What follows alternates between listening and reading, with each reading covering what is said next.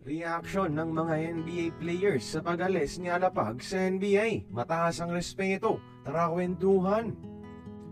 At natuldukan na nga mga idol ang NBA coaching career ni Coach Jimmy Alapag sa prangkisa ng Sacramento Kings. Wala na siya sa Kings next season at nag-react dito ang mga NBA players na nakatrabaho niya, mga idol. Sabi ni Devin Carter na siyang dinedevelop ni Alapag ngayong season, my guy, tanda ng paggalang sa coach na tumutok sa kanyang development.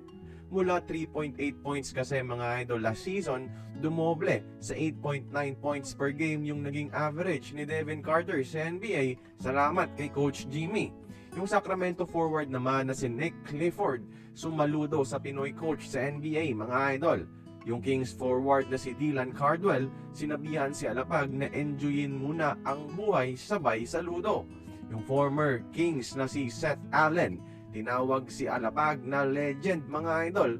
Pati na rin itong former NBA player na si Donte Green, legend para sa kanila si Alapag. Pati nga si former Lakers coach at former teammate din ni Alapag na si Darvin Ham ay nagsabi na rin ng kanyang pagrespeto kay Coach Jimmy Alapag.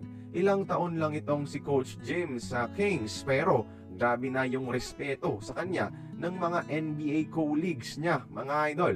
Patunay lang yan na maganda niyang ginagampanan ang kanyang trabaho. Di ka naman kasi re-respetuhin kung di ka magaling sa ginagawa mo. Ika nga nila, respect is earned, not given. Excited na tayo kung saan ang next chapter ng coaching career ni Jimmy Alapag. Sana sa NBA pa rin at sana sa mas better na nakupunan. Kaya kayo mga idol, please like this video if respeto rin kayo kay Kapitan Jimmy. Join the conversation, magkomento lamang sa ibaba.